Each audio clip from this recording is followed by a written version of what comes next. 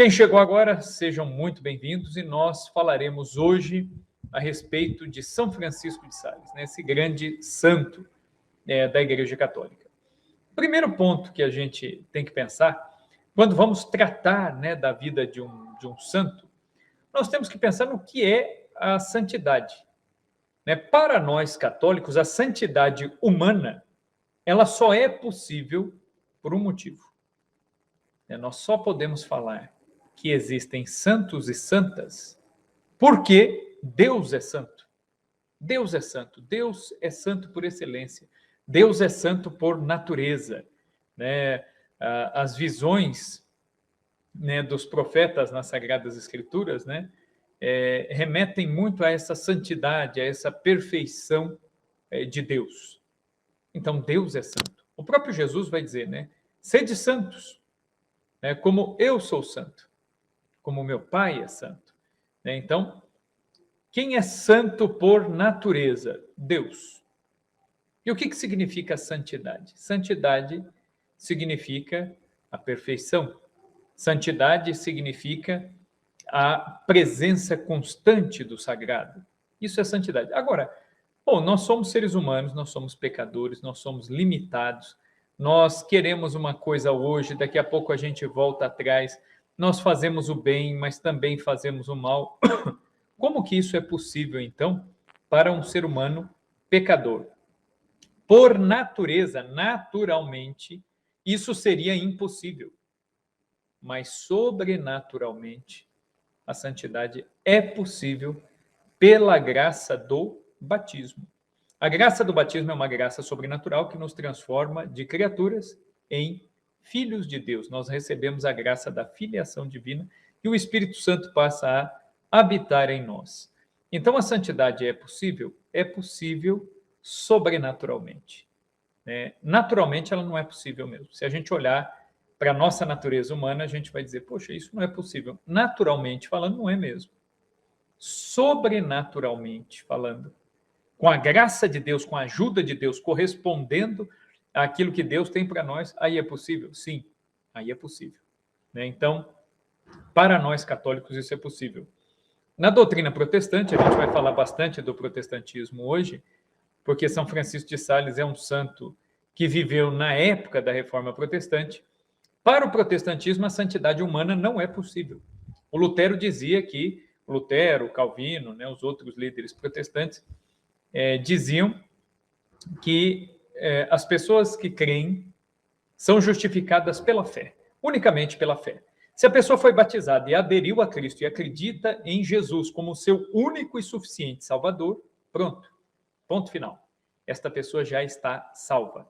Assim eles acreditam. Então, eles acabam prescindindo, acabam não valorizando tanto quanto a própria Sagrada Escritura recomenda, a questão da cooperação humana com Deus.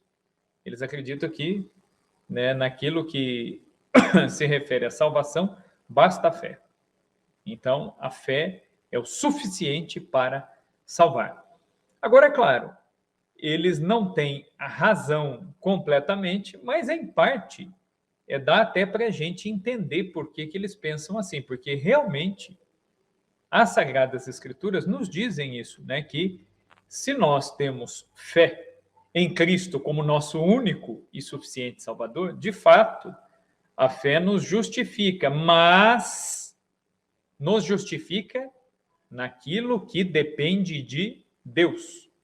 Então, se eu creio naquilo que depende de Deus, se eu creio e sou batizado naquilo que depende de Deus, eu já estou salvo. A parte de Deus está feita. Agora, o que não está feito ainda? A minha parte. E aí entra a fé católica, né? Que aí ela vai entrar, inclusive, em choque com a fé protestante, né? A fé católica ela vai dizer, sim, Deus, a partir do momento em que nós cremos, somos batizados, assumimos Cristo como nosso Salvador, naquilo que depende de Deus está feito, nós estamos salvos. Mas se nós não colaborarmos, nós vamos nos perder. Por uma escolha nossa. Então, nós precisamos escolher Deus, não uma única vez, né, lá no nosso batismo, né? No nosso caso, como nós batizamos, a maioria de nós católicos batizamos bebês, quem assume isso por nós?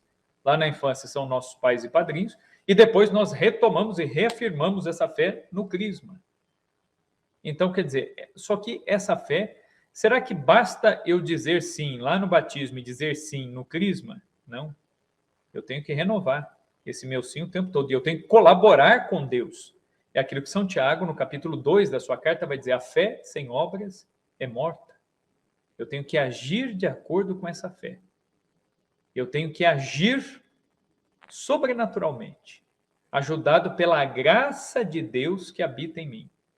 É por isso que eu digo, né, não depreciando quem não tem a fé católica de modo algum, mas a fé católica ela é muito bonita, porque nós entramos pela porta da frente na família de Deus. Nós entramos recebendo a graça do batismo, é o sangue do Cordeiro que nos lava. Nós recebemos a graça da filiação divina. Somos filhos de Deus, de meras criaturas, nós somos admitidos como filhos de Deus. Só que nós temos que continuar dizendo sim. No nosso crisma, nós dizemos sim novamente. É a confirmação lá do batismo. Mas às vezes a minha vida, eu confirmo, mas a minha fraqueza me faz dizer não a Deus pelo meu pecado. Então eu caio, eu peco, eu erro. Então o que Nosso Senhor fez? Sabendo da nossa fraqueza, Ele institui o sacramento da confissão. E tantas vezes eu cair, tantas vezes eu posso também recorrer à misericórdia de Deus, pedindo perdão. E o sacramento da confissão vai apagar em mim esta culpa.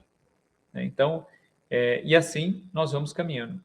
São João Paulo II, ele dizia que os santos não são aqueles que nunca pecaram e nunca caíram, mas são aqueles que, apesar de caírem, sempre insistiram em se levantar.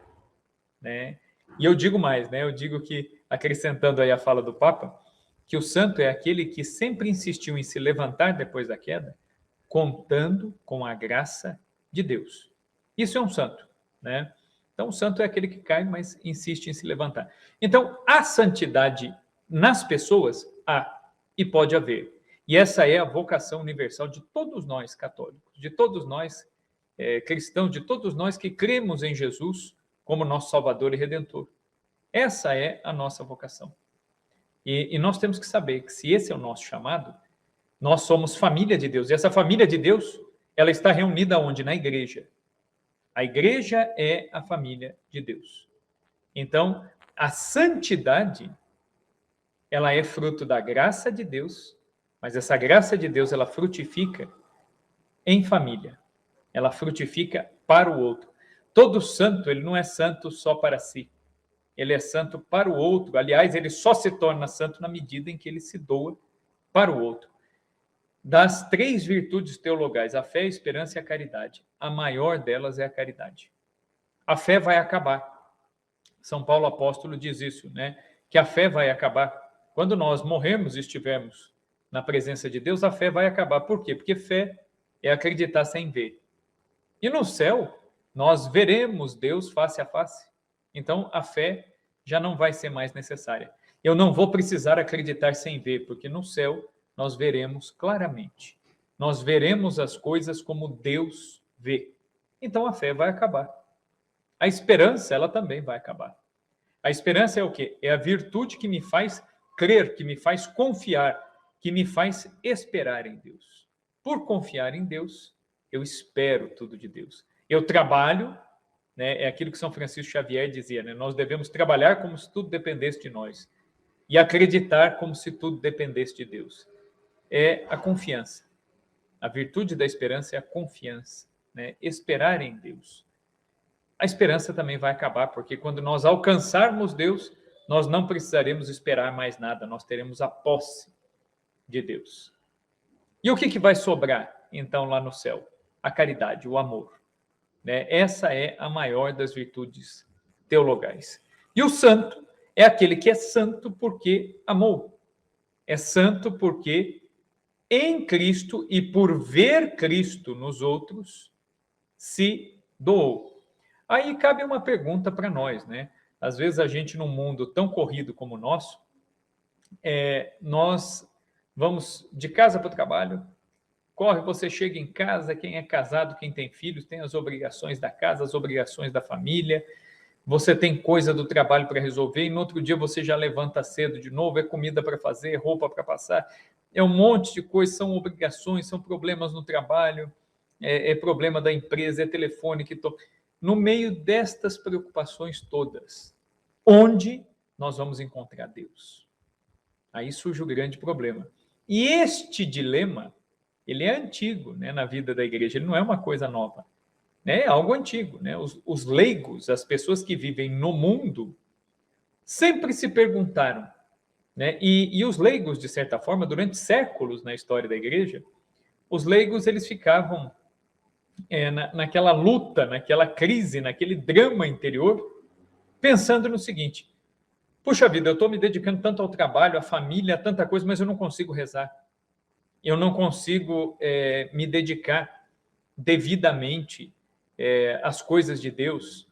E havia até um sentimento, né? A gente vê isso nos escritos na história da igreja, até um sentimento de uma vocação diminuta, uma vocação menos importante do que a vocação de um padre, de um religioso, de uma religiosa. Porque o leigo ele pensava assim: puxa vida, o que eu faço para Deus? Eu não faço nada, né? Eu só cuido dos meus problemas, do meu trabalho, mal consigo rezar. E aí foi nada mais, nada menos que São Francisco de Sales, que acendeu uma luz, jogou luz sobre a vida laical, a vida dos leigos no mundo. E eu digo aqui, sem medo de exagero, que São Francisco de Sales, de certa forma, ele inaugurou uma visão mais justa e melhor orientada daquilo que deveria ser a vida do cristão no mundo, como leigo, como casado, ou uma pessoa que vive no mundo solteiro, não se casou, mas vive lá, às vezes, junto da família, tem o seu trabalho. Então, como que essas pessoas devem viver no mundo? Não no convento, mas no mundo, né? E aí, São Francisco de Sales, a partir da experiência dele, então isso é interessante, a partir do amor de Deus refletido nele, a partir das crises de fé vividas por ele, ele vai refletir isso no seu apostolado. Certo? Então, quis fazer aqui essa introdução para a gente entender, em primeiro lugar, o que é a santidade. A santidade é o seguimento de Cristo. Quem é o nosso modelo? Jesus Cristo. Né? Muita gente acusa os católicos, né? Dizendo, os católicos ficam aí venerando os santos, tal, mas Cristo é o modelo. Ué, mas e quem disse que nós, católicos, não temos Cristo como único modelo? Os santos, eles são modelos enquanto imitadores de Cristo. Você só pode venerar um santo e ter um santo como modelo, né, como nós temos na Igreja Católica, por um único motivo, porque esse sujeito, esse homem, essa mulher, essa criança, foi um seguidor de Jesus. Então, o que é a santidade? É o seguimento de Cristo. É olhar para a vida de Cristo, olhar para a vida dele, né? Olhar para a vida dele e tentar refletir na minha. O que Jesus faria nesta atitude que eu tenho que tomar agora? O que Jesus faria no meu lugar? O que Jesus diria diante de uma situação concreta na minha vida? O que Jesus pensaria diante de uma discussão, por exemplo, dentro da família? Essa tem que ser a minha atitude. No trabalho, se eu ouço alguma coisa, algum desaforo, alguma coisa, o que Jesus, no meu lugar, diria? O que Jesus faria? E os santos na história da igreja, eles foram muito sábios. São Bento, né, que é o pai aí da vida monástica, né, junto com outros grandes santos, mas São Bento, ele dizia o seguinte: nem sempre nós estamos totalmente conformados com Jesus. O que é conformado, né? É como se Jesus fosse a forma. Imagine, né? Jesus é a forma, é o formato perfeito, é o homem perfeito, é o ser humano perfeito. E nós somos colocados ali dentro dessa forma. Nem sempre nós nos conformamos, nós tomamos a forma de Cristo. Porque nós somos imperfeitos, cheios de defeito, e vamos levar a vida inteira para buscar esse segmento de Jesus. Só que São Bento dizia, nem sempre, quando o cristão ele se vê numa situação de dar uma resposta cristã, a um problema, nem sempre ele está totalmente conformado a Cristo. E aí São Bento dizia que quando nós não podemos fazer o bem, falar bem, dizer bem, responder bem a algum problema, qual é o conselho de São Bento?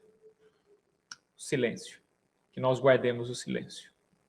E São Bento ele toma como exemplo de silêncio a Virgem Maria. Nossa Senhora, se a gente olhar no Evangelho, ela fala muito pouco. Existem poucas falas de Nossa Senhora e são falas muito assertivas, assim, né? Muito pontuais. Nossa Senhora ela está presente nos momentos mais importantes da história da salvação, mas ela fala pouco. Então, se nós estamos nos conformando a Cristo, imagine Nossa Senhora, que era pura, santa, imaculada, ela era silenciosa. Então, um primeiro caminho para a nossa santidade é esse, é o seguimento de Cristo. Eu tenho que seguir a Cristo. A quem eu sigo? A Cristo. A quem eu devo me conformar? A Cristo.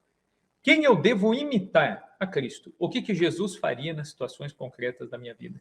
Só que às vezes o meu pecado vai me impedir de enxergar. Às vezes você vai falar, puxa vida, eu estou pensando, refletindo, e eu não sei. Então, às vezes, o melhor é o quê? Silenciar.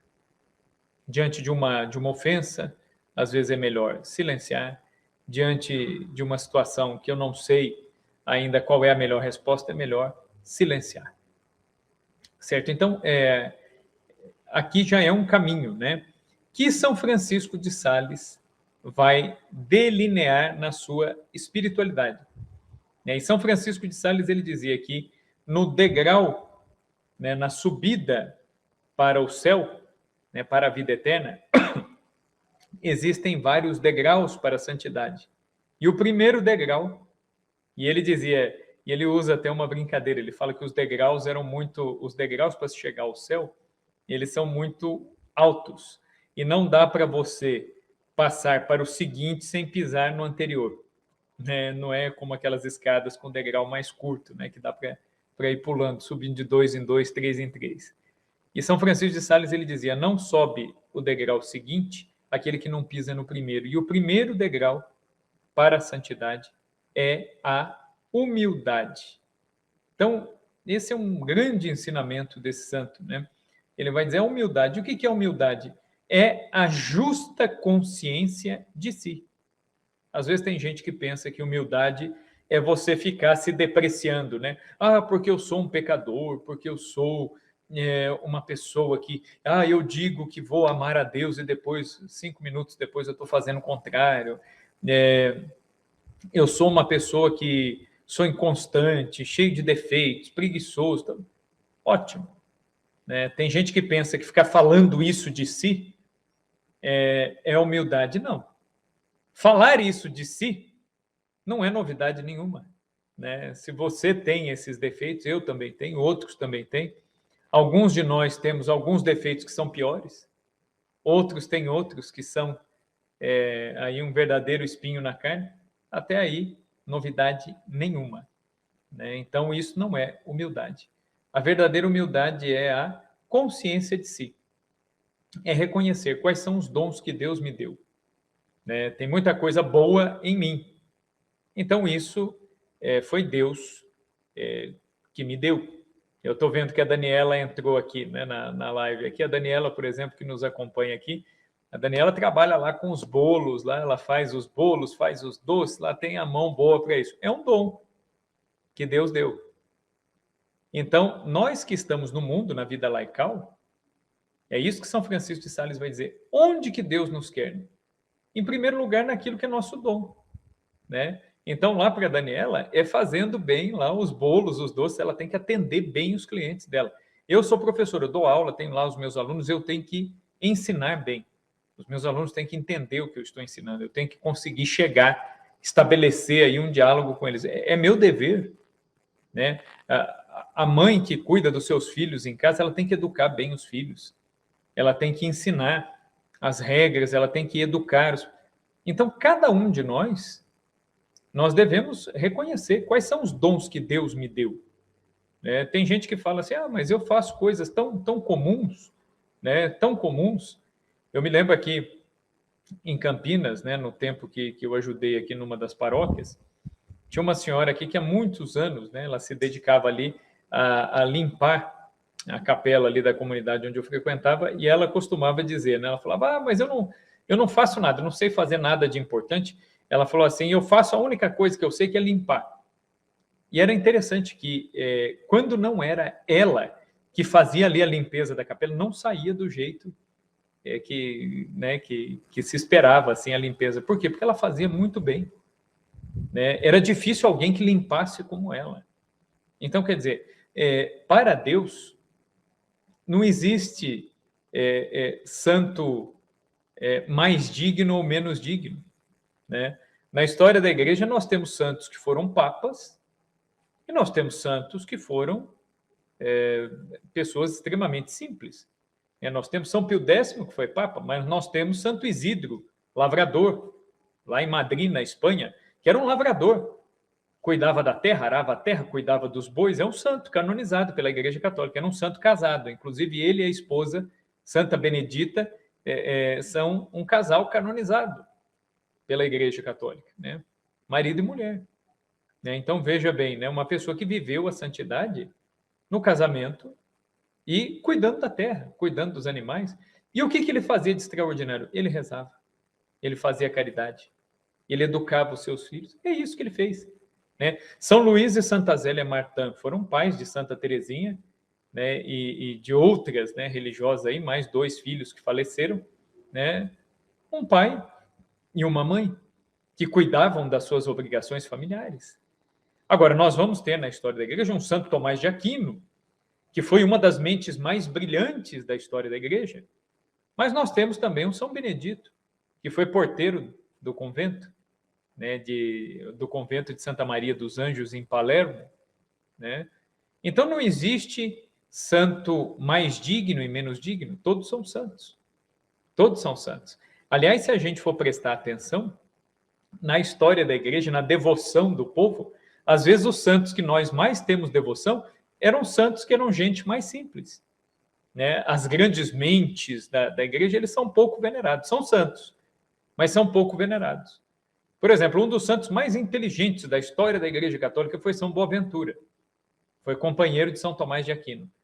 Quantas paróquias, quantas igrejas de São Boaventura você já viu? Né? São poucas, são pouquíssimas no mundo inteiro. Né? Agora, quantas igrejas de São Benedito, que era porteiro do convento, você já viu? Tem um monte. São Benedito é veneradíssimo. Né? Nas casas das pessoas tem imagem de São Benedito, eu tenho aqui em casa. Né? São Benedito é muito venerado. Entendeu? É um santo simples, um homem simples. Né? Nós temos São Cosme e Damião, que eram médicos, né? que tinham estudo, né? E eram lá dos primeiros séculos. Mas nós temos Santa Zita, que foi empregada doméstica e se santificou como empregada doméstica. Nós temos São Bento José Labre, que era mendigo.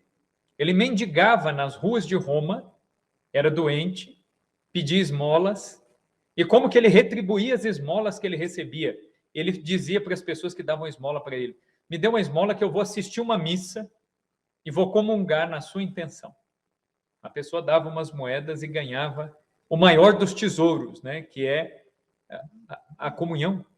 Quem sabe o valor da comunhão, quem sabe o valor de uma missa, sabe o tamanho da troca que São Bento José Labre propõe. Então, na igreja, existe lugar para todo mundo. Então, não existe santo mais digno e menos digno. Agora, pode existir santos que tiveram uma santidade mais elevada que outros, isso sim. E o que determina a santidade de uma pessoa? O amor. Quem amar mais, será mais santo. Né? Aí tem gente que fala, lá no céu, mas lá no céu Deus não dá o mesmo prêmio para todo mundo? Não. Deus não dá o mesmo prêmio para todo mundo. Né?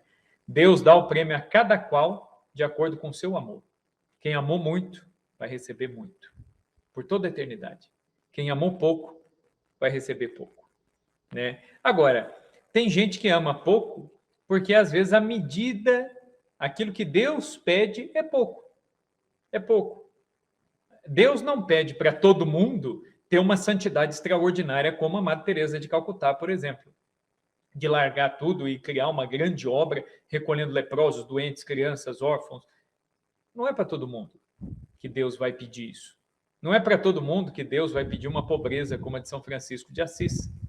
Não é para todo mundo que Deus vai pedir uma abnegação pelos jovens como Dom Bosco. Para cada pessoa, Deus vai pedir algo muito específico, né? É aquela música, né, do Padre Zezinho, inspirada lá no Evangelho de São Mateus, que fala da história de Zaqueu, né? O Padre Zezinho, ele coloca na música dele: quando Jesus passar, eu quero estar no meu lugar. É isso. Jesus passa pela nossa vida e nos chama no nosso lugar, né? Mateus estava lá, na sua mesa, cobrando impostos, quando Jesus passou e chamou. Zaqueu estava em cima de um sicômoro, quando Jesus passou, né? E na nossa vida pode ser que Jesus passe na sua, na minha vida, no nosso casamento, por exemplo, né? Quem é casado. Então, onde Jesus me quer, onde Jesus me encontra? No meu casamento. Eu, por exemplo, Rafael, sou casado, tenho, né, esposa e filhos. Qual que é o meu primeiro campo de missão? A minha casa. A minha casa. Eu tenho que catequizar os meus filhos, eu tenho que educar os meus filhos, eu tenho que levar os meus filhos para Deus, eu tenho que me dedicar à minha esposa, aos meus filhos, eu tenho que me sacrificar para sustentar a minha casa. É isso. É isso. Então, quer dizer, para mim, o que é o caminho de santidade? É esse. É esse. E pode ser que Deus ainda me peça outras coisas, né? No decorrer da vida, pode ser que Deus me peça a paciência numa doença, num problema familiar, numa situação. É aí, né, que Deus me quer. Então, Deus pede para cada um algo diferente. Algo diferente, né? E aí tem gente que fala, mas no céu o prêmio não é igual para todo mundo pensa, né? Muita gente tem essa visão meio igualitária. Não, Deus não é igualitarista, ele premia cada um, de acordo com a medida de cada um. Agora, uma coisa importante a gente saber, quando a gente fala de santidade. Se Deus me fez com uma medida menor, pode ser que eu seja um copinho d'água, né? Mas se eu respondo à minha vocação, eu estou cheio de Deus. Então, o meu copinho ele está cheio. Aí você pega a Madre Teresa de Calcutá, São Francisco de Sales, os grandes santos da igreja, né? Aí você pega São Francisco de Sales, ele é um caminhão-pipa, está cheio de água. O que tem mais água? O caminhão-pipa ou o copo d'água? O que tem mais é o caminhão-pipa.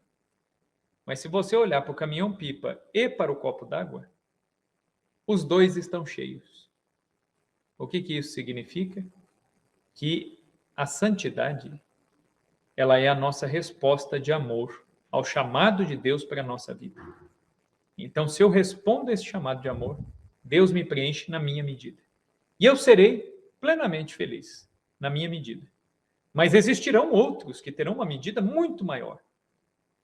E aí, é claro, eles vão ter um grau de glória no céu muito maior. Mas é porque Deus deu a eles graças para que respondessem a esse chamado. Então, as vocações, elas variam, elas são diferentes, né? Só que aí não importa se eu sou um caminhão-pipa ou um copo d'água, né? O que importa é estar cheio. O que importa é estar cheio. É mais ou menos, né? Para dar um exemplo aqui para vocês, um exemplo até que um teólogo, né, utiliza, um teólogo americano, ele utiliza o exemplo da arte, né, das obras de arte, dizendo o seguinte, por exemplo, um sujeito que não entende nada de arte, se ele entrar na Capela Sistina, ele vai olhar para o teto, vai olhar para as paredes, vai olhar para o painel do altar-mor, e ele vai dizer o quê? Vai dizer, nossa, isso aqui é muito bonito, e ele vai sair dali muito satisfeito. Na medida do conhecimento dele, ele sai feliz. Agora é diferente, por exemplo, de um professor de arte, que é um sujeito que estudou, sabe a história de cada pintura, sabe a história de cada detalhe ali. O sujeito que estudou arte, ele vai sair dali dizendo, nossa, agora eu estou satisfeito, porque eu vi tal pintura, aquela pintura ela foi feita nessa ocasião, desse jeito, tal. Tá, quem aproveitou mais? O cara que estudou arte, ele aproveitou mais, porque ele já possuía mais informação. Mas o cara que não sabia nada de arte, ele também aproveitou na medida dele. O céu é assim. Então, o importante para Deus não é se nós teremos uma medida alta ou baixa, mas que nós abracemos a nossa medida, que nós olhemos para aquilo que é o chamado de Deus para nós. E aí, entrando no nosso santo, né, na vida aí do nosso santo, São Francisco de Sales, né, ele nasce no século XVI, que foi o século da Reforma Protestante. É curioso, né, que ele nasce numa das épocas mais terríveis da história da Igreja, que foi uma época de grande divisão. E é claro, Deus suscita, né, grandes santos como resposta para o seu tempo. Né? Isso é uma regra, né? Deus, ele sempre faz isso, né? Ele sempre suscita santos que sejam a resposta concreta para os problemas de seu tempo. Então, no tempo da Reforma Protestante, quem que Deus vai chamar, vai suscitar aí? Santa Teresa d'Ávila, São João da Cruz, São Roberto Bellarmino, né? São Francisco de Borja, São Felipe Neri, né? São grandes santos que Deus levanta na sua igreja. Então, houve uma primeira geração de grandes santos que fizeram a contra-revolução protestante. Né? Na verdade, veio a revolução e esses santos foram a contra-revolução. Eles foram a resposta de fidelidade à igreja, a Deus e à igreja. Santa Teresa de Jesus, ela morreu em 1582, auge da Reforma Protestante. Ela morreu dizendo o quê? As últimas palavras de Santa Teresa foram: sou filha da igreja. Morro como filha da igreja. E ela foi dizendo isso várias vezes até que expirou. Então, sou filha da igreja. Esse foi o último suspiro de Santa Teresa, né? Uma profissão de fé na igreja, que é a esposa de Cristo, que é o corpo místico de Cristo, que é a extensão de Cristo no tempo. É isso que é a igreja. A igreja é um mistério. A igreja não é simplesmente um aglomerado de pecadores, né? Na igreja há muitos pecadores e tem lugar para mais, né? Podem vir todos quantos quiserem, inclusive os que a criticam. Né? E os que a criticam, no fundo, às vezes até com uma boa intenção, querendo buscar a verdade, no fundo, essa verdade que eles buscam, eles não sabem, mas ela está na Santa Igreja Católica. Una, Santa, Católica e Apostólica, fundada por Nosso Senhor. Como nós lemos em Mateus, capítulo 16, versículo 18. Então, no auge da reforma, Santa Teresa é a resposta. São João da Cruz é uma resposta. E aí depois vem uma segunda geração de santos, já no fim do século XVI, começo do século XVII, que, de certa forma, irão prosseguir, né, nesse combate, nesta contra-revolução, né, que vai frear o protestantismo. Então, é nesse contexto que nasce, né, François de Sales, né, ou de Savoy, né, também tem essa variação no nome dele. Então, Francisco de Sales, na nossa tradução aqui para o português, ele nasce no dia 21 de agosto de 1567, então, século XVI, pouco depois da Reforma Protestante. A Reforma Protestante ela começa em 1517, certo? Depois ela tem uma série de desdobramentos. Em 1534, o Henrique VIII faz a reforma na Inglaterra, cria a Igreja Anglicana. Antes dele, o Calvino já tinha começado na Suíça um trabalho também de divisão, né, da Igreja, inclusive um trabalho bastante violento, né? A catequização do Calvino ela foi muito mais violenta e toma as igrejas da Suíça, profana relíquias e toma os templos, né, as catedrais católicas, enfim. Então, é nesse contexto que nasce São Francisco de Sales. Ele faleceu no dia 28 de dezembro de 1622, já no século XVII, na cidade de Lyon, na França, estando de passagem por ali. Então, onde ele nasceu, o Castelo de Sales, estava dentro da França, ali, do território francês. Né? Ele ficou conhecido, né, São Francisco de Sales, e muita gente quando fala dele, já pensa mais no fim da vida dele, né? Pelo fato de ter sido bispo de Genebra e por ser um santo que foi declarado doutor da igreja, né? Então, e também por ser um escritor muito, muito fecundo, né? Então, nós vamos falar aqui da vida dele aqui, passo a passo, né? Então, Francisco de Sales, ele nasce em 1567 no Castelo de Sales. Ele nasceu em uma família nobre, né? O pai dele era um senhor de terras, era um nobre senhor de terras, e ele nasce no castelo da família. Ele era o primogênito, né, de vários irmãos, e ele vivia no Ducado da Saboia, né, que era um território onde hoje está ali a cidade de Torrents, né, na Alta Saboia, na França, né? Então, ele nasce ali, nesse local. O pai dele se chamava também Francisco de Sales, né, e a sua mãe se chamava Francisca, né? Então, é interessante, né? São vários Franciscos aí na família, né? A mãe dele chamava-se Francisca, era também de família nobre. A mãe de São Francisco de Sales, ela era filha de um juiz, né, muito famoso, muito conhecido na região, que também era de família nobre, né? O nome dela era Francisca Sionás, perdão, né? Sionás. Então, ele, muito cedo, sendo filho de um nobre, era costume na época que o filho primogênito geralmente fosse educado na linha, né, dentro daquilo que o pai esperava dele, para que ele depois assumisse o papel do pai. Então, qual era o plano do pai de São Francisco de Sales? Eu vou formá-lo, né, e depois ele vai me suceder aqui no comando das minhas coisas, né? Então, o que ele pensava? Em dar uma formação jurídica e militar para o filho, a fim de que o filho tivesse condições de tocar ali as terras, enfim, e todo o trabalho ali do pai. Muito bem. Então, ele começa a estudar, ainda jovenzinho, na cidade de La Roche-sur-Foron e Annecy. Annecy vai ser uma cidade importante depois na vida dele, né? Que vai ser a cidade de onde ele governou a sua diocese, né? Quando ele se torna bispo de Genebra. Genebra estava tomada pelos protestantes. O bispo não tinha condições de entrar, senão ele seria assassinado pelos calvinistas, que eram muito violentos. Então, São Francisco de Sales foi designado como bispo de Genebra, mas governou a diocese de Annecy, né, que é território francês. Em 1583, então ele nasceu em 1567, e em 1583 ele vai passar a estudar no Colégio de Clermont.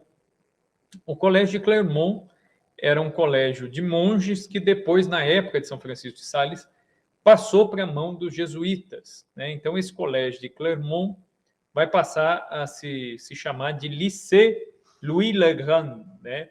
É o Liceu Luís o Grande, né? Em referência aí ao rei São Luís de França, né? Que era um colégio jesuíta, um dos melhores colégios jesuítas da França.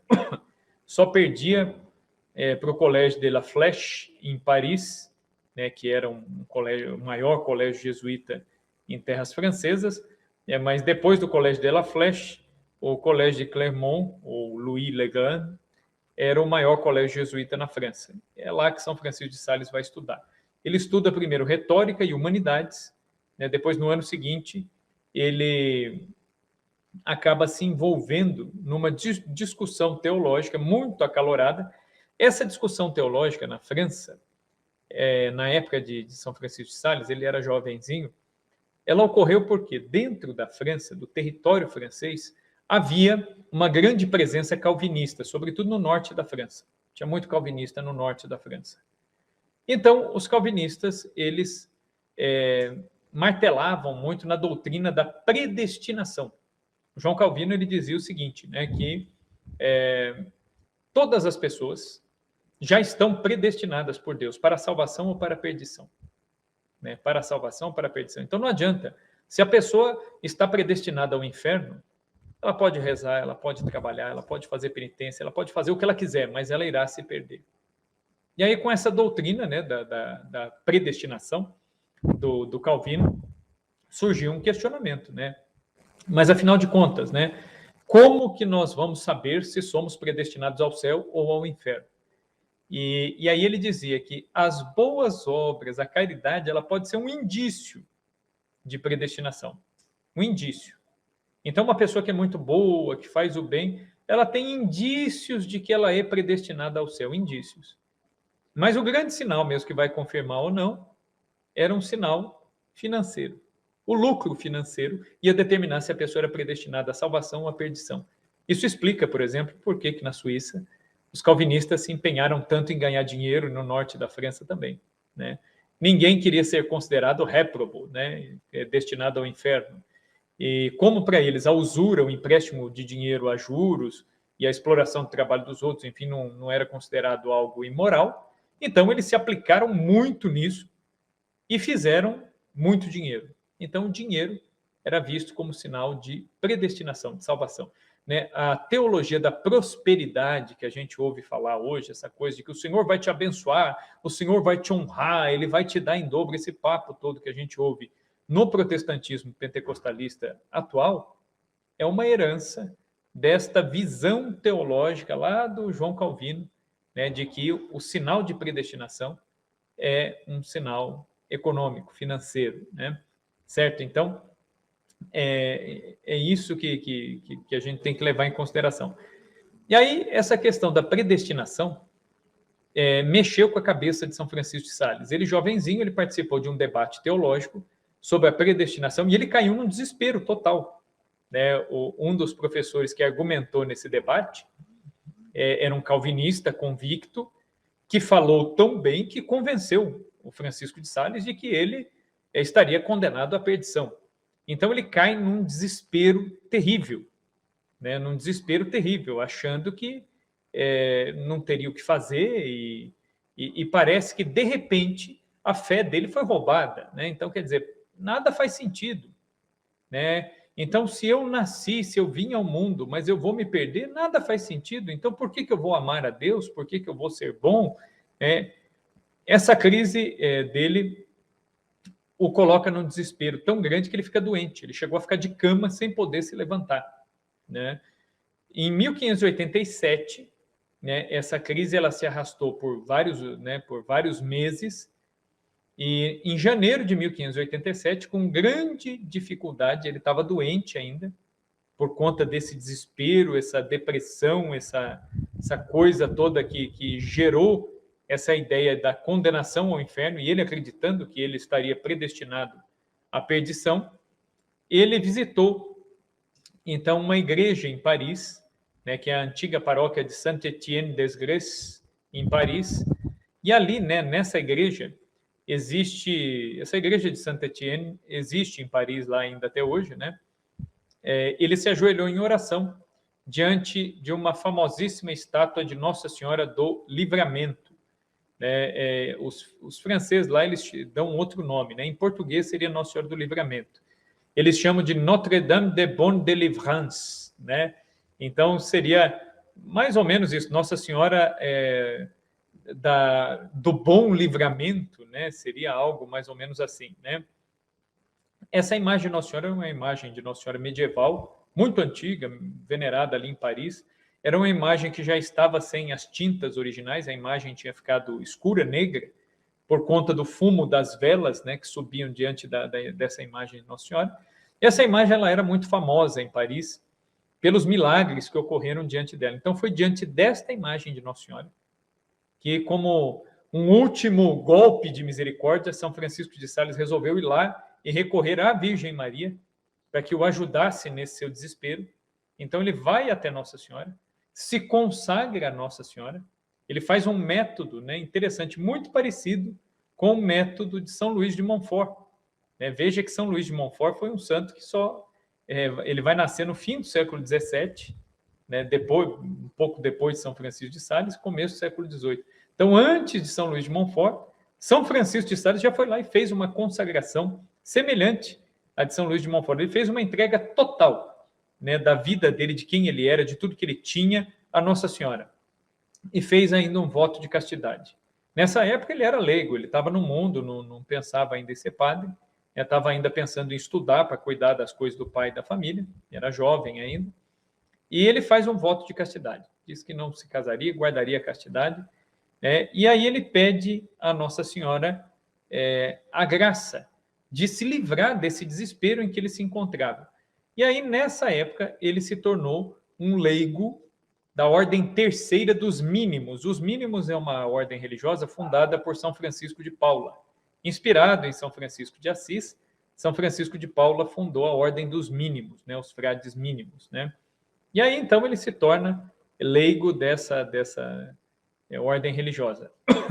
No ano seguinte, em 1588, ele já tinha melhorado um pouco de saúde, depois que ele rezou a Nossa Senhora, a saúde dele foi se restabelecendo, então ele acabou os estudos dele em Clermont e se matriculou na Universidade de Pádua, né, para fazer os estudos superiores. Estudou, então, Direito, só que ele quis estudar também Teologia. Talvez já seja aí um indício da vocação religiosa começando a aparecer.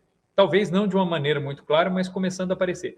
Aí, nessa época, o diretor espiritual dele, que era um jesuíta, que inclusive tinha uma grande fama de santidade, de bom diretor de almas, né, que era o padre Antônio Possevino, ele era o diretor do jovem Francisco de Sales, né, ele o ajudou no discernimento da sua vocação. E ele disse para o Francisco de Sales, olha, né, agora que você superou o desespero da sua salvação, né, que você estava achando que estava predestinado ao inferno, estava nessa confusão teológica, fez o voto a Nossa Senhora te deu essa graça, então a sua vida ela está caminhando para o sacerdócio, você não está percebendo. E o padre Possevino ajudou a direcionar aí o jovem Francisco de Sales. São Francisco de Sales ele vai dizer depois, anos mais tarde, que tudo na vida dele ele devia a Nossa Senhora, a vocação, a vida e a restauração da própria fé.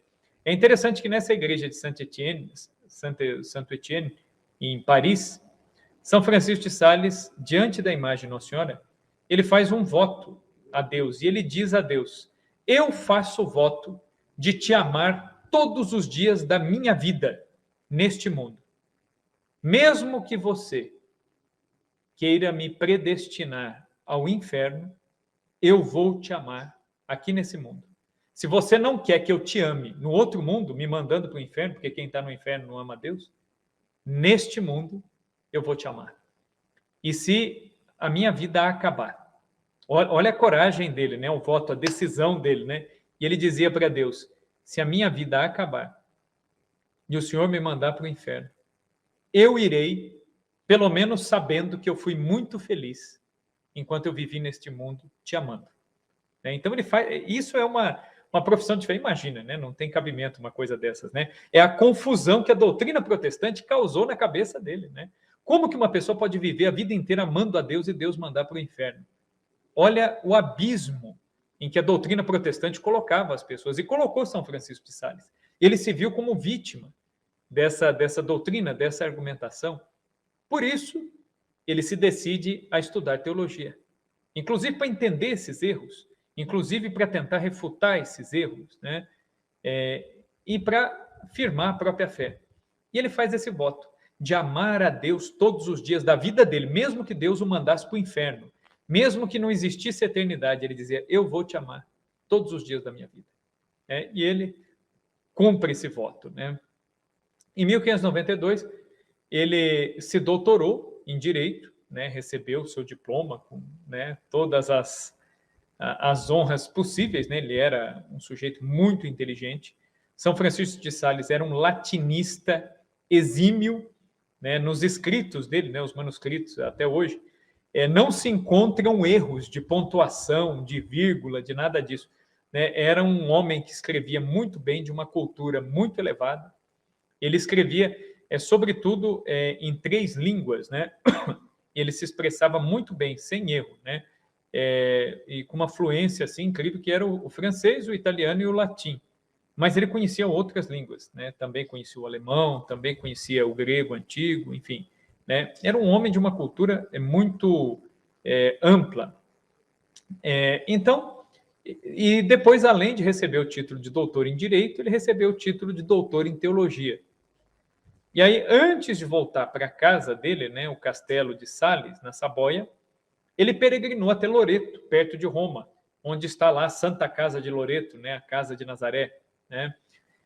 E ele fez essa peregrinação, foi ao encontro de Nossa Senhora, da Casa de Nazaré. Quando ele volta para Saboia, ele foi contratado como advogado do Senado de Chambéry. O Senado de Chambéry é uma cidade francesa, o chamado Senado de Chambéry, né? O que é isso? Né?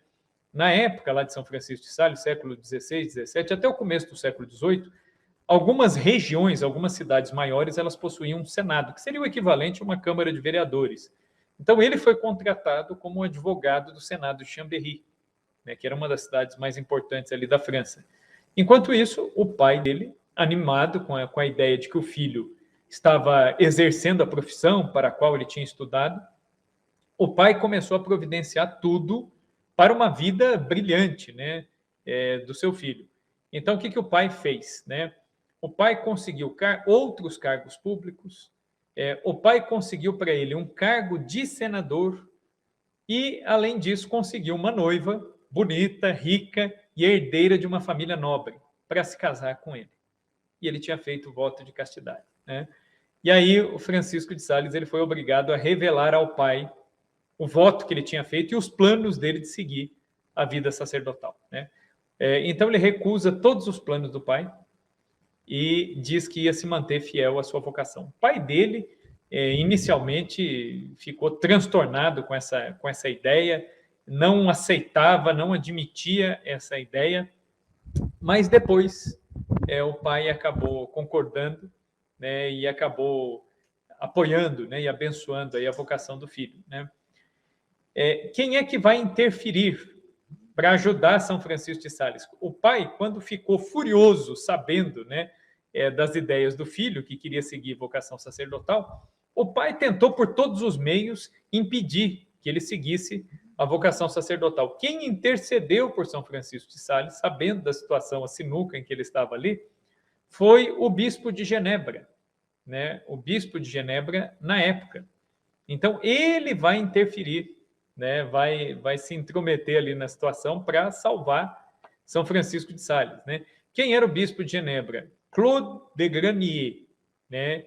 Esse bispo, ele era um beneditino e ele intercedeu por São Francisco de Sales, fazendo o quê?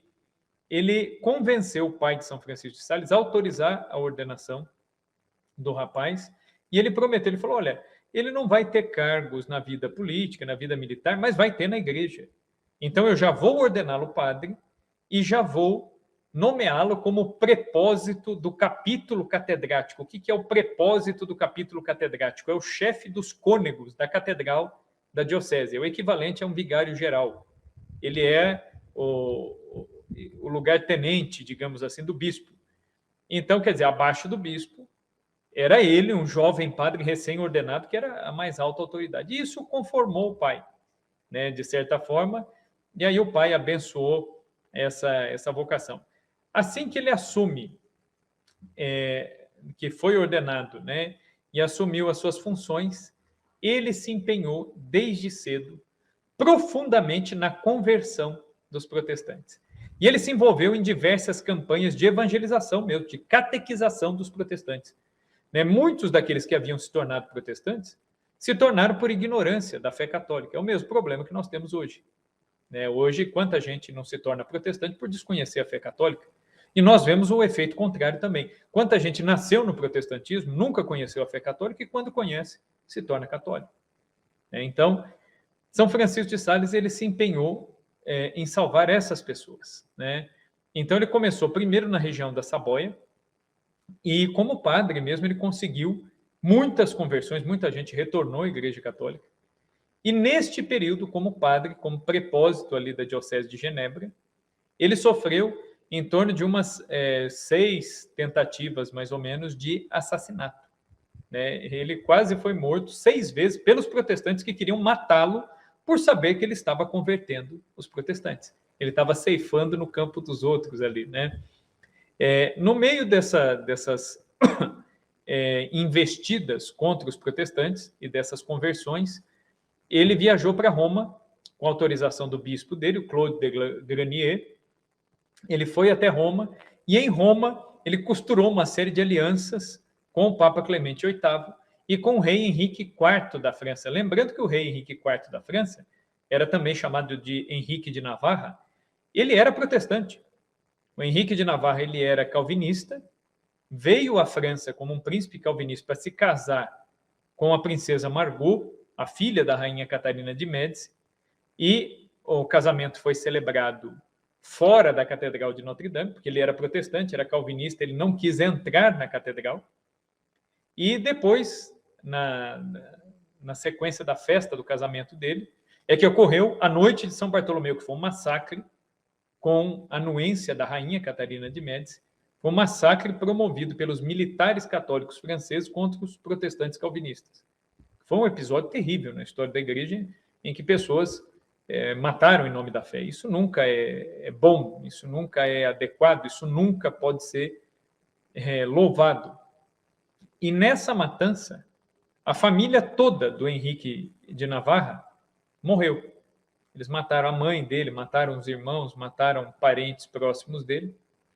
E aí, nesse meio tempo, né, não se sabe ao certo se foi por uma convicção ou se foi por medo, provavelmente por medo, ou talvez as duas coisas, né, o Henrique de Navarra se converteu ao catolicismo. Só que quando ele ascendeu ao trono da França, ele se tornou rei da França, ele não voltou ao calvinismo, ele continuou, ele morreu como católico, né? Mas ele fez o quê? Ele assinou o Edito de Nantes, que era um edito, que é uma lei real, que dava liberdade de culto a calvinistas e católicos, impedindo ataques mútuos entre católicos e calvinistas. E como católico, né, que ele havia se convertido, ele lutou também para que se buscasse o quê? A concórdia entre católicos e protestantes. Então, ao invés de haver matança, ao invés de haver desavenças, que houvesse uma concórdia, né? Que no fim das contas é o desejo de Jesus, né? Que Pai, que todos sejam um. Então, Henrique de Navarra e o Papa, na época, se empenharam muito nisso, para que calvinistas e católicos se reunissem. Não se trata de você simplesmente lutar como se fosse uma guerra, dizendo, eu sou católico, converti os fiéis que eram seus. Não é simplesmente isso. Mas se trata de, movendo-se pela caridade de Cristo, é Cristo que nos amou, que nos quer juntos, que nos quer todos no céu, movendo-se por essa caridade, por esse amor, é que nós buscamos o que é a unidade. E São Francisco de Sales, ele não pensava em combater o protestantismo de maneira muito veemente, violenta, mas pelo convencimento. Ele dizia, não, nós devemos apresentar a doutrina, nós devemos mostrar as coisas com amor, com mansidão, e assim nós vamos trazer as pessoas para a Igreja Católica. Então, essa era a visão dele. E ele costura, então, uma série de alianças com o Papa e com o rei da França, na época. Em 1602, né, o Monsieur Claude de Granier, o bispo de Genebra, faleceu. E São Francisco de Sales foi consagrado bispo em seu lugar. Ele estava morando em Annecy, na França, né, que eu disse para vocês que é a cidade onde ele tinha estudado lá na adolescência, ele estava morando ali, e ali mesmo, né, ele continuou residindo. Né? Então, ele era o bispo de Genebra, mas ele não tinha condições de tomar posse da sede de Genebra, a Catedral de São Pedro, em Genebra. Era uma catedral dominada pelo calvinismo. Na Catedral de Genebra, estava lá, era uma igreja católica que foi profanada, o Santíssimo foi atirado ao chão, as relíquias foram queimadas, as imagens foram depredadas, e lá no altar colocou-se o púlpito de onde Calvino pregava. Esta igreja era a Catedral de São Francisco de Sales, né, ocupada aí pelo sucessor de João Calvino, que na época era o teólogo Théodore de Bézet. Quando São Francisco de Sales era padre ainda, ele, com permissão do bispo, ele se vestiu como civil, tirou a batina, porque se ele entrasse de batina na Suíça, ele seria morto, seria queimado em praça pública. Foi ele mais um padre, amigo, e eles conseguiram uma audiência com Théodore de Bézet, que era o sucessor do Calvino. Né? E aí, quando eles chegaram diante do Théodore de Bézet, Théodore de Bézet perguntou quem eles eram, de onde eles vieram, e para o Théodore de Bézet, eles disseram que eram padres. Falaram, nós somos padres, somos 2 padres, e nós viemos trazer algumas questões para entender como vocês interpretam teologicamente alguns pontos da Sagrada Escritura.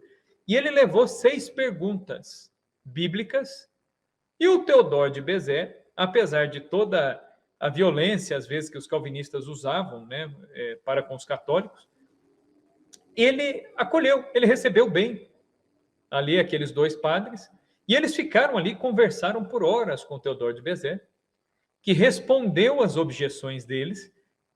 São Francisco de Sales contra-argumentou algumas coisas, sobretudo a respeito da justificação, da necessidade das boas obras e da questão da Eucaristia enquanto presença real e não na compreensão de ceia que os calvinistas têm. E é interessante que nesses 3 pontos, a predestinação, as boas obras e a Eucaristia, o Teodoro de Bezerra não soube responder às perguntas de São Francisco de Sales. E ele reconhece que não havia um consenso. Ele falou assim, nós não temos ainda um consenso, precisamos estudar e formular melhor e tal. E aí São Francisco de Sales se deu por satisfeito. Ele falou assim, então, eles estão numa doutrina falsa, eu não posso enfrentar, né, eu não posso chegar no líder mais alto, né, entre aspas, o papa do calvinismo, e dizer para o cara, apontando o dedo no nariz dele, você está errado, tal. Então ele fez o quê? Ele foi sutil. Ele levou uma questão teológica complexa, fez uma pergunta, aquele teólogo não soube se sair daquela pergunta. Então, para bom entendedor, meia palavra basta. Já bastaria isso para que aqueles homens se convertessem. É para ver, olha, se nós não temos resposta é porque a verdade está na Igreja Católica. Agora, é claro que pesava sobre o Teodoro de Bezerra toda uma questão política, econômica, a pressão do governo local, né? E o coração da pessoa a gente não sabe. Pode ser que até secretamente, no leito de morte, pode ser até que a pessoa tenha tido um arrependimento profundo, pedido perdão a Deus e tenha pedido a Deus aí o perdão dos seus pecados, enfim, pode ser que tenha até se salvado em vista disso. Nós não sabemos. Entendeu? Mas São Francisco de Sales, ele foi sutil. Através da dúvida, ele mostrava o erro. Ao invés de chegar e despejar o erro, né, na cara da pessoa, ele usou o caminho da caridade, da mansidão. É um caminho mais sábio, né, para argumentar. Então, foi isso que ele foi fazendo. Então, uma vez consagrado bispo, ele não podia tomar posse da sua diocese, né? Mas o que ele fez? Ele organizou a sua diocese remotamente. Então, ele tinha um clero pequeno, mas era um clero muito organizado, muito obediente, muito bom, formado por ele, e ele tinha também um corpo de leigos que foram formados por ele. Então, isso é muito interessante, a valorização do leigo. A gente fala muito do leigo, né, do Vaticano II para cá, e aí dá aquela impressão de que a igreja antes não valorizava o leigo. Não é bem assim. Vejamos o exemplo de São Francisco de Sales. Muitos apostolados ele confiou aos leigos. Por quê? São Francisco de Sales, ele dizia assim, o leigo, por não usar a batina, por não usar o hábito, ele pode entrar em qualquer lugar onde um padre não poderia entrar, por exemplo. Um padre não poderia entrar em determinados ambientes sem chamar muita atenção, um leigo pode. Então, o que São Francisco de Sales fez? Ele educou o seu clero, mas educou o seu povo, os leigos, e colocou os leigos para trabalhar nesse apostolado de conversão dos protestantes, né?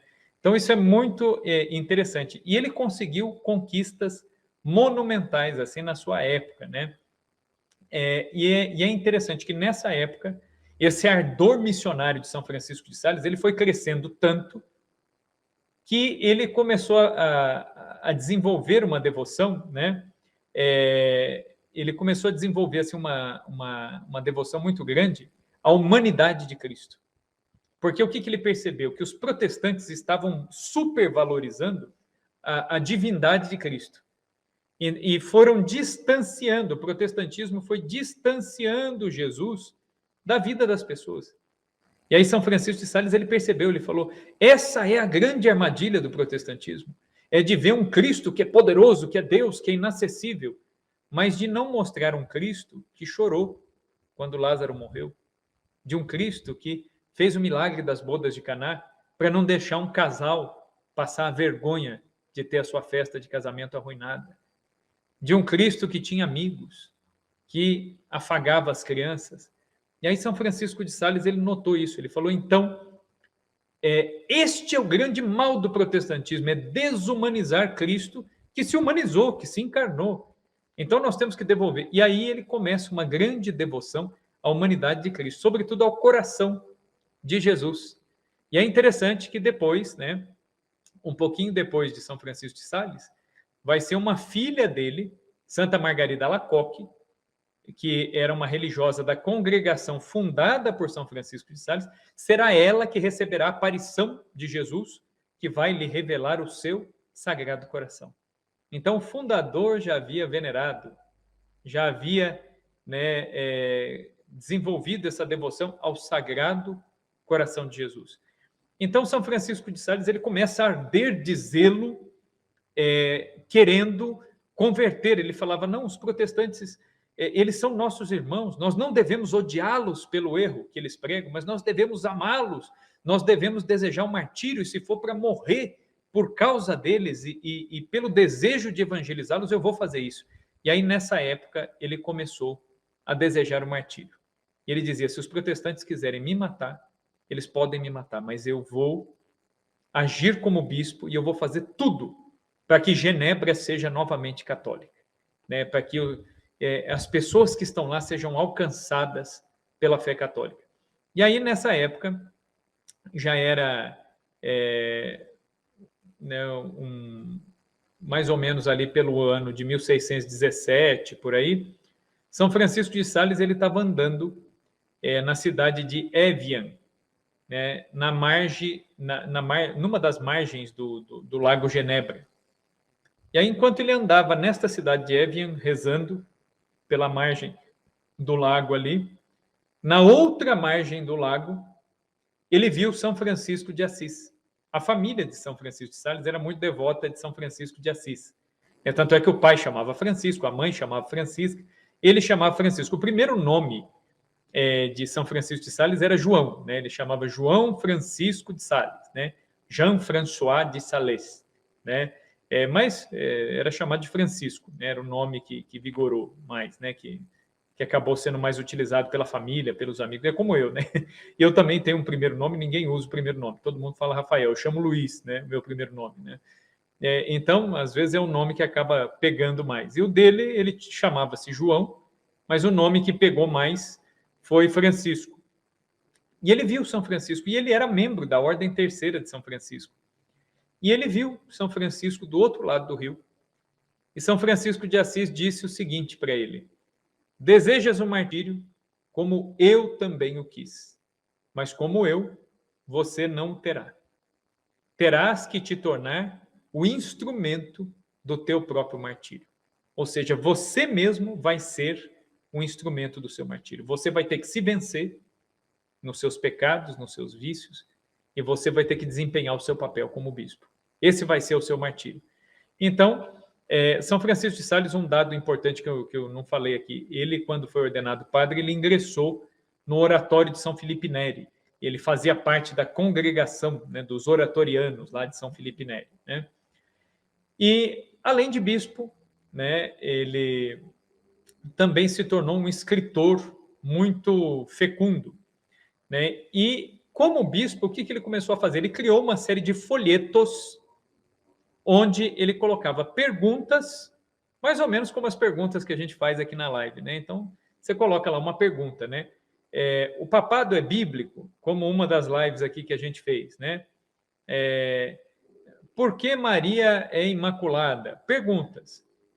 Então, São Francisco de Sales, ele fazia folhetos com uma pergunta, geralmente perguntas que os protestantes faziam em relação à fé católica, e ele mandava a resposta católica. Então, vinha a pergunta protestante e a resposta católica. E o que ele fazia? Nessa época, a imprensa tinha acabado de ser inventada pelo Gutenberg. São Francisco de Sales usou os meios modernos da sua época, no caso, a imprensa. É um grande exemplo para nós, né? Que temos que usar os meios modernos, né? Como estamos fazendo aqui. A gente usa live hoje, a gente usa, né, os meios aqui, né, de comunicação para chegar longe, né? Quantos de vocês aqui que estão acompanhando a live, né? Tem gente de todo lado, né? Em Minas, São Paulo, Amazonas, né? Tem gente de todo lado. Então, ele também, na época dele, ele usou de todos os meios que tinha. Então, ele mandava imprimir esses folhetos. E aí ele pegava os leigos que colaboravam com a obra missionária dele. E durante a madrugada, esses leigos entravam na cidade de Genebra e nas cidades vizinhas de Genebra, que pertenciam à Diocese de São Francisco de Sales, e colocavam esses folhetos com a resposta católica por debaixo das portas das casas. O que começou a acontecer? As pessoas começaram a ler esses folhetos e começaram a ver a incongruência, os erros da fé calvinista. E as pessoas começaram a se converter. As pessoas começaram a voltar para a fé católica, né? E muita gente foi se convertendo. E essas pessoas que foram se convertendo foram fazendo contato com o seu bispo. E São Francisco de Sales mandava padres disfarçados que entravam escondidos e começaram a batizar, a celebrar casamentos, a ouvir confissões nos porões das casas.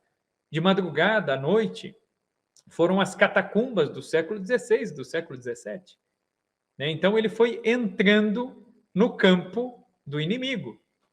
E esses folhetos foram se espalhando, até que chegou num ponto que boa parte da cidade de Genebra já era católica, já não era mais calvinista. O coração do calvinismo, ele foi desmantelado pelo zelo do coração de um bispo que queria morrer mártir pelo seu povo. Um bispo que quis instruir o seu povo, que deu a vida pela instrução do seu povo. É por isso que São Francisco de Sales é o padroeiro dos jornalistas e ele é o padroeiro da imprensa católica, né? Então, ele é o padroeiro de todos os jornalistas, os meios de comunicação escritos da Igreja Católica, ele é o patrono. Por quê? Porque ele fez isso. Ele usou, de jornaizinhos, de folhetos, para converter esse povo. E também escreveu obras grandiosíssimas, né? Uma delas, que é a mais famosa dele, né, que é a Filoteia, chamada também de Introdução à Vida Devota, que era algo raro, né? Uma parente dele pediu alguns conselhos sobre direção espiritual. Ele reuniu esses conselhos que ele deu a essa parente, reorganizou esses conselhos e publicou esses conselhos dedicados a uma personagem fictícia, né? A uma mulher que ele intitulou como Filoteia. Ele fez a mesma coisa que São Lucas fez, né, no início do livro dos Atos, né, em que ele dedica o livro a Teófilo, né? Foi até a leitura de ontem, né, na liturgia de ontem, no domingo, o evangelho de ontem. Quem é Teófilo? Né? A palavra Teo, Deus. Filos, amigo. Teófilo é um amigo de Deus. Quem é Teófilo? É uma pessoa? Não necessariamente. Teófilo é todo aquele que é amigo de Deus e a quem chegaria o evangelho de Lucas. Assim fez São Francisco de Sales. Ele escreveu um livro dedicado a Filoteia, né? Do grego, filo, amigo. Thea vem de Theos, Deus. Filoteia significa a mesma coisa que Teófilo. Né, seria o feminino de Teófilo, né? Significa amiga de Deus, é a alma amiga de Deus. Esse livro, Introdução à Vida Devota, é um guia prático para viver a fé cristã no mundo. Então, pela primeira vez, aparece na igreja uma obra de espiritualidade, de ascética, ensinando os leigos a serem santos no mundo. E aí São Francisco de Sales, ele inaugura, né, no campo da espiritualidade católica, esse tipo de guia prático, dizendo o seguinte, que a mãe que cuida do seu filho chorando lá no berço, ela também agrada a Deus, se ela oferecer o cuido daquela criança a Deus. Ela não precisa parar para fazer 1 hora de adoração, mas se ela oferecer a Deus a louça que ela tem para lavar, o filho que ela tem para cuidar, a fralda que ela tem para trocar, esta alma já está em união com Deus. Então, essa pessoa pode ser santa, no seu estado de vida, né? E São Francisco de Sales, ele, de certa forma, ele joga um balde de água fria numa tendência que existia na Igreja Católica naquela época e existe até hoje, que é uma tendência de o católico querer viver como religioso. É aquela pessoa que ela quer rezar 5 novenas diferentes, reza não sei quantas devoções, tantos terços e tantas coisas, só que a roupa está sem lavar. A atenção para o filho não é dada. A tarefa do filho está por fazer. Então, o que Deus quer de quem é leigo?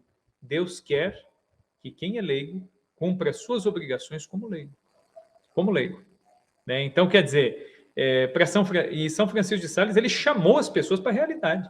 Ele dizia assim, o que Deus quer de um pai de família? Que ele trabalhe e sustente sua casa. E seja exemplo para os seus filhos.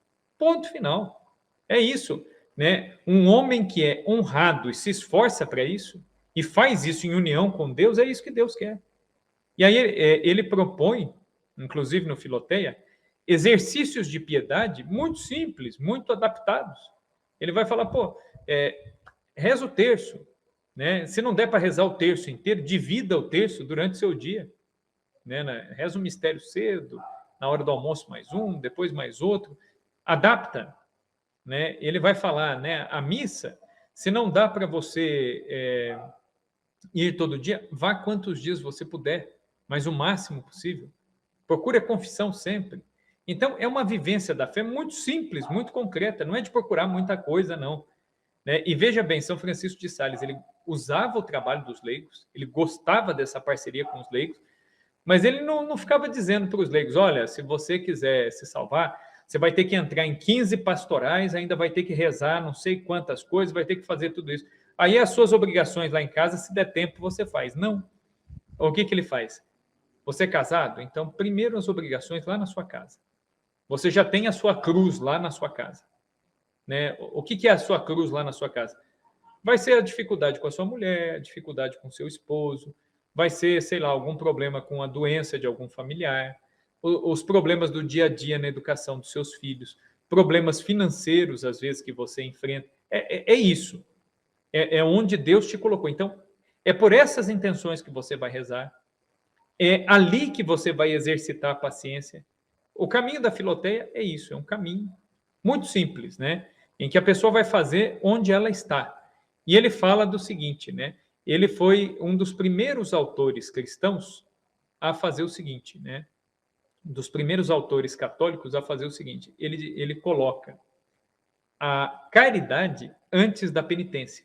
A espiritualidade medieval, ela tinha um enfoque muito grande na penitência, que é muito bom. Isso não é ruim. Por quê? Porque você fazendo penitência, você doma, né, o seu corpo, né, você se torna senhor de si e você vai conseguindo se aproximar mais de Deus. Ótimo, isso aí é muito bom. Só que São Francisco de Sales, ele percebeu que isso, se a pessoa não for muito equilibrada, isso gera um endurecimento do coração. Aí a pessoa ela faz muita penitência, ela corrige os erros dela, e aí ela começa a apontar os erros dos outros. Ah, não, mas porque eu rezo tantas coisas. Ah, agora fulano já não reza tanto assim, fulano já não... Então, ele parte para uma espiritualidade baseada na caridade. Então, em primeiro lugar, a caridade. Primeiro, você vai amar. Você vai amar quem? Né? No Filoteia, ele fala isso, né? Que quando Jesus fala o próximo, o seu próximo é aquele que está dentro da sua casa. É aquelas pessoas com quem você lida diariamente. Esse é o seu próximo. Então, o que você pode fazer para agir diferente? Você não vai falar nada, mas você vai agir diferente. De maneira que essas pessoas sintam que você está tratando-as diferente, porque alguma coisa está mudando em você. E este algo é muito bom, porque te faz melhor. Então, o caminho de São Francisco de Sales é o contrário. Você vai primeiro pelo amor e depois você vai para a penitência. Por amar a Deus é que você trata bem quem está perto de você. Então, São Francisco de Sales, ele insiste muito nisso, em ver Cristo no outro. Eu faço para o outro porque é Cristo que está no outro.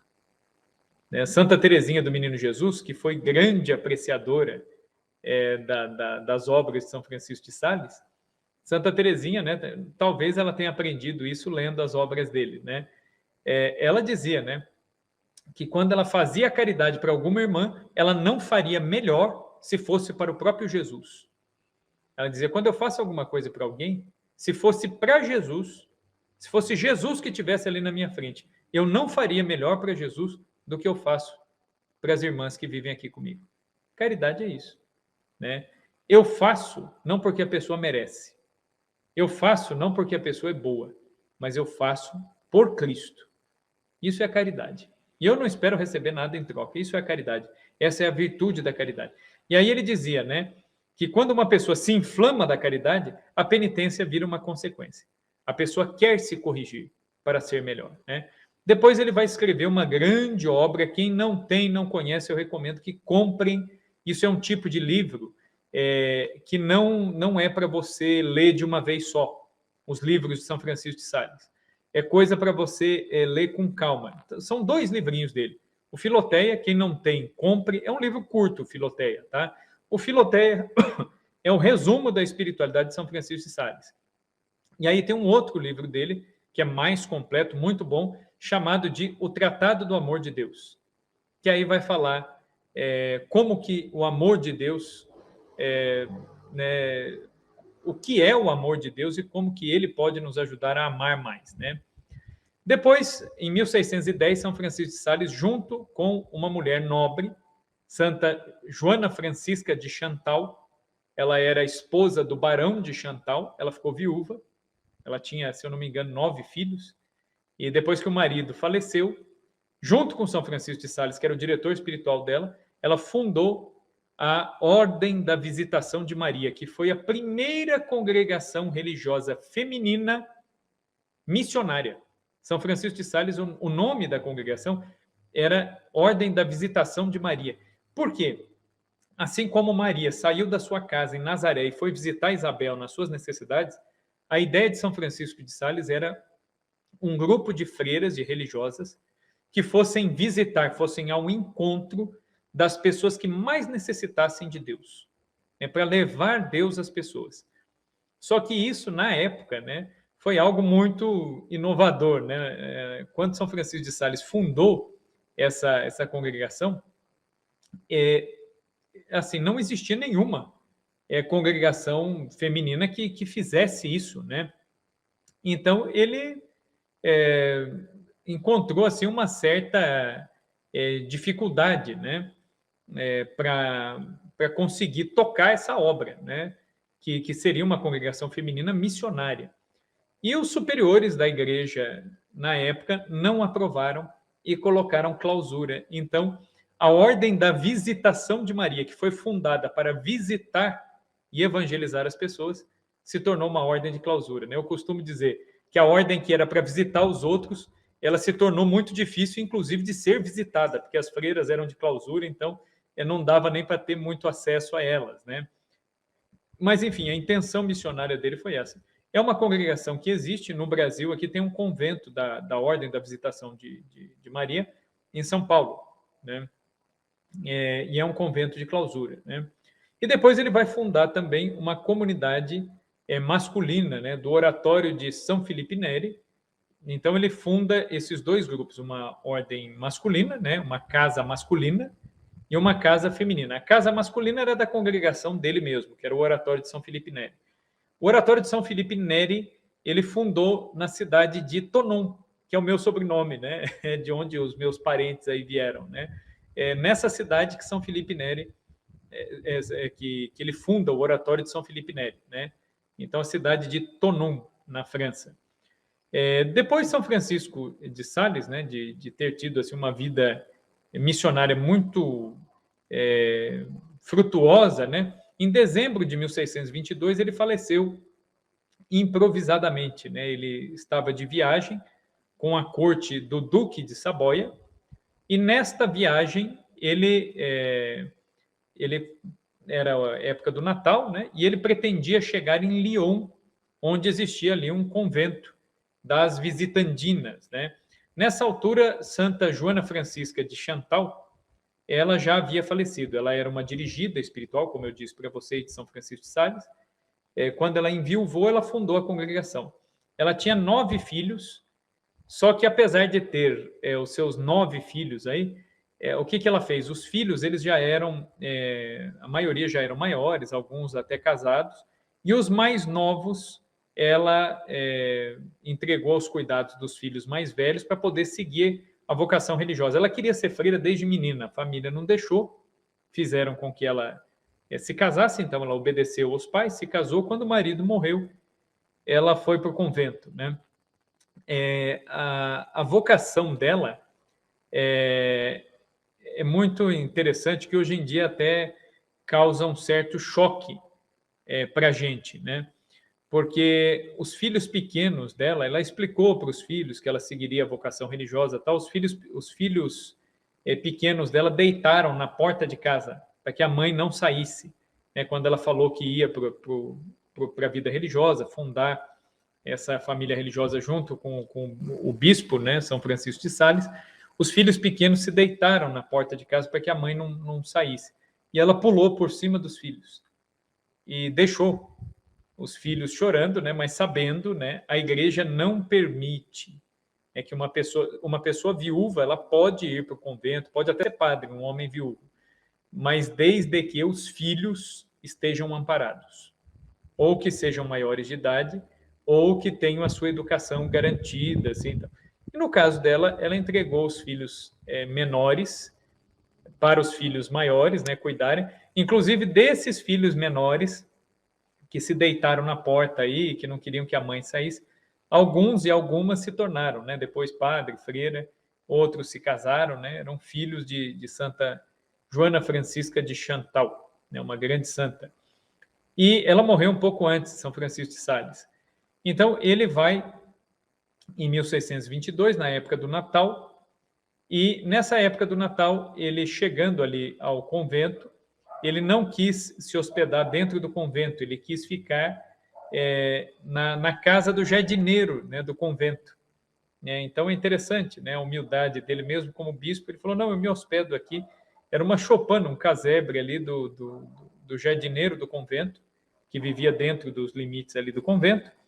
E na noite do dia 28 de dezembro de 1622, pouquinho depois do Natal, ele teve um derrame, ele teve um AVC e veio a falecer no dia 28 de dezembro de 1622, na festa dos Santos Inocentes. E aí ele foi embalsamado às pressas, né? Fizeram um embalsamamento parcial para que o corpo resistisse por um tempo. E embora a população de Lyon quisesse enterrá-lo em Lyon, houve até uma briga que o pessoal queria ficar, já havia essa fama de santidade de São Francisco de Sales. Então, os superiores ali da região e mesmo os superiores do próprio oratório de São Felipe Neri, a congregação da qual São Francisco de Sales era membro, não permitiram e falaram que ele deveria ser levado para Annecy e ser sepultado em Annecy. E aí, então, ele foi levado para Annecy e foi sepultado no dia 24 de janeiro de 1623, em Annecy. É por isso que a festa litúrgica dele ficou hoje, no dia 24 de janeiro, que é o dia em que ele foi sepultado, né, dias depois da morte dele. Durante a Revolução Francesa, em 1789, no século seguinte, em Annecy, ele foi sepultado ali e foi colocado junto com o corpo da sua companheira ali, a Joana Francisca de Chantal. Ambos foram beatificados e canonizados, né? Ele foi beatificado em 1661, foi declarado santo 4 anos depois, e depois ele foi proclamado doutor da Igreja por Pio IX, em 1877. Então, ele, em 1789, com a Revolução Francesa, os revolucionários invadiram a igreja onde estavam as relíquias de São Francisco de Sales e Santa Joana Chantal e profanaram as relíquias. Então, os ossos, os restos mortais foram espalhados pelo chão, pisoteados pelos cavalos, e pouquíssima coisa sobrou. O coração dele, que estava incorrupto, o coração dele foi tirado e foi levado, na época já, né, da própria preparação do corpo, né, o coração dele tinha sido separado e o coração não se corrompeu, ele não apodreceu, né? Mesmo com essa mumificação parcial, o coração ele não foi tratado, né? O corpo foi tratado, mas o coração não, e ele permaneceu incorrupto. Então, né, foi uma relíquia assim muito considerada aí naquela época. E aí o pessoal pegou o coração e levou para Veneza. Só que qual é o problema? A Revolução Francesa acabou e os venezianos não quiseram devolver o coração dele. Então, o coração de São Francisco de Sales está em Veneza até hoje. Ele não foi devolvido, né, restituído ali à França até hoje. E as poucas relíquias de São Francisco de Sales, Santa Joana Chantal, que sobraram, foram os restos dos ossos que foram possíveis de serem recolhidos depois da destruição, né, das relíquias deles. Então, sobrou pouquíssima coisa dos corpos aí, de São Francisco de Sales e Santa Joana Chantal. Logo depois que ele morreu, é muito curioso, né, a fama de santidade que ele tinha. Então, muita gente começou a levar doentes que eram curados no túmulo dele, essa fama se espalhou muito, e o que acabou acontecendo? Alguns exorcistas que não conseguiam expulsar os demônios de pessoas possuídas começaram a levar os possuídos até o túmulo de São Francisco de Sales, e esses possessos eram libertos ao toque na lápide do túmulo de São Francisco de Sales, né? Não era necessário nem rezar o ritual de exorcismo. E aí, essa fama de santidade dele se espalhou ainda mais porque os próprios padres começaram a pregar e a revelar a eficácia da intercessão de São Francisco de Sales e o poder dele sobre os demônios.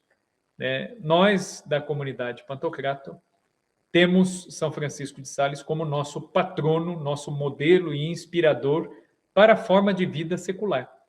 Então, na comunidade existem aqueles missionários que vivem na forma de vida comum, são aqueles missionários de tempo integral que moram nas casas da comunidade, se dedicam 100% à nossa obra, e existem aqueles outros missionários que vivem nas suas casas, as suas famílias. Eu mesmo, eu vivo na minha casa, na minha família, tenho o meu emprego, e então, para nós que vivemos na forma de vida secular, São Francisco de Sales é o nosso grande mestre, que nos ensina esse caminho da santidade nas coisas pequenas do dia a dia. Tá bom, minha gente? Nós nos estendemos um pouquinho, era para ser mais enxuto até, mas dada a importância desse grande santo na história da igreja, né, eu procurei aqui abordar alguns aspectos aí gerais, pelo menos, da vida dele, né? Aqui, deixa eu ver aqui os comentários, né? Professor, teu conhecimento é algo verdadeiramente divino. Se Deus me der as graças de um dia que eu possa ter 1/1000 desse conhecimento para poder aumentar e defender a minha fé, ou imagine só, né? A gente está aqui para ajudar, para compartilhar mesmo, a ideia é essa, né? Não sei, como eu estava aqui lendo aqui os dados aqui, né, também aqui do Instagram, não sei se eu perdi alguma coisa aqui das perguntas aqui, né? Aí o pessoal, o Ítalo, a Carla, que estão aí com a gente aí nos bastidores, aí eu não sei se tivemos outras perguntas. Se tiverem alguma pergunta, quiser mandar, já der tempo, eu ainda respondo, e aí eu já vou dando os recados finais. Então, agradeço aí a todos vocês que nos acompanharam, estiveram conosco aqui nesta noite. Espero que, se vocês não conhecerem,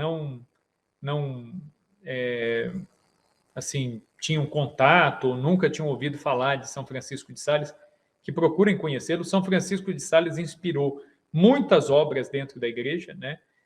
Dom Bosco, por exemplo, consagrou a sua obra a São Francisco de Sales, né? Dom Bosco, ele criou aí, né, a Sociedade Salesiana, é por isso, né, que a ordem fundada por Dom Bosco são chamados de salesianos, justamente por essa espiritualidade de São Francisco de Sales, né? Então, São Francisco de Sales teve contato com São Vicente de Paula, né? O Gabriel está lembrando aqui, né? De fato, ele teve uma ligação grande com São Vicente. Ele conheceu outros beatos aí da época que conviveram e conheceram São Francisco de Sales pessoalmente, e ele influenciou a espiritualidade da igreja. Dele em diante, a espiritualidade da igreja, ela se tornou outra. Ele foi o iniciador daquilo que a gente chama de devócio moderna. O que é a devócio moderna? A devócio moderna é uma corrente de espiritualidade que começou com os jesuítas, mas ela atingiu seu auge com a obra de São Felipe Neri, que fala de São Felipe Neri, não, perdão, de São Francisco de Sales, que fala da santidade na vida comum, no dia a dia. São Felipe Neri falou também, né? Os jesuítas falaram da devócio moderna. São Felipe Neri deu alguns passos nessa questão da devócio moderna, aproximando mais os leigos do apostolado, e São Francisco de Sales, que era um discípulo de São Felipe Neri, ele faz com que essa devócio moderna atinja aí o seu ápice. Certinho? Muito bem, aos que estão agradecendo aqui, a Vanja, a Lucenilva, a Fabiane, Deus abençoe todos vocês aí, ricamente, grandemente, de onde vocês estão. Curtam, compartilhem aí o nosso conteúdo, né? Vou pedir aí para a Carla e o Ítalo, né, colocarem aqui para vocês 2 imagens que nós separamos para a gente encerrar aqui nosso encontro. No YouTube eu separei aqui 2 imagens de São Francisco de Sales, uma dele com Dom Bosco, isso aí, ó, né? Dom Bosco consagrou a sua obra a São Francisco de Sales, né? E ele colocou como lema da sua obra, né? Tá lá na cruz aí, ó, da imagem aí, vocês veem Dom Bosco, São Francisco de Sales, uma cruz atrás deles, escrito Dami animas et cetera tole, dai-me almas e ficai com o resto. É o lema, né, de Dom Bosco, dai-me almas, né? É isso, né, que ele pede a Jesus, né, que Jesus dê almas. E esse era o grande desejo de São Francisco de Sales, conquistar almas para Cristo, né?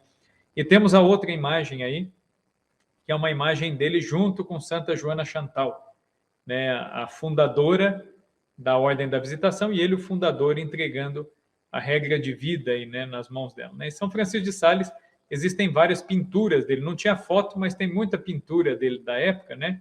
Então, o aspecto físico dele era esse mesmo, né? Era um homem de estatura não muito elevada, ele era baixinho, careca, de barbona comprida, né? E um homem de grande mansidão. Ele era uma pessoa extremamente sem paciência, mas que fez tanta penitência por amor ao próximo, ele se tornou manso. Quando ele morreu, foram arrumar a mobília. A Patrícia perguntando, o livro Filoteia não fala da biografia de São Francisco de Sales. Algumas edições do Filoteia tem um resuminho da vida dele, no começo do livro, né? Algumas edições tem sim. Quando ele morreu, então, foram ajeitar as coisas dele, a mobília dele, e os padres que foram ajeitar a mobília dele descobriram, na mesa dele no bispado, que o tampo da parte de baixo da mesa dele era todo arranhado. E aí os padres começaram a prestar atenção que, de fato, ele tinha as unhas e os dedos muito machucados. E a mesa dele era toda arranhada. E por que isso? Depois, nos escritos, remexendo nas coisas dele, descobriram por quê. São Francisco de Sales, quando alguém falava alguma besteira, ou alguém vinha até ele e dizia alguma coisa que o desgostava muito, para não explodir de raiva e dar uma resposta atravessada, o que ele fazia? Ele descarregava toda a sua raiva na mesa, ele arranhava a mesa, para não ser indelicado com a pessoa, para ganhar a pessoa para Cristo na mansidão. Então, veja bem, a mansidão dos santos não é um dom simplesmente que cai do céu, mas é algo conquistado, é algo que se luta para ter, né? Pela natureza dele, ele daria uma resposta atravessada, mas por amor a Cristo, que está naquela pessoa, que estava diante dele, ele preferia arranhar a mesa, machucar os dedos, do que dar uma resposta atravessada. Que a gente aprenda de São Francisco de Sales essa virtude da humildade que ele aprendeu com o seu mestre, nosso mestre, que é Jesus, que é manso e humilde de coração. Então, nós encerramos essa live de hoje pedindo a Jesus, Jesus, manso e humilde de coração, fazei o nosso coração semelhante ao vosso. Tchau, tchau, até segunda-feira que vem.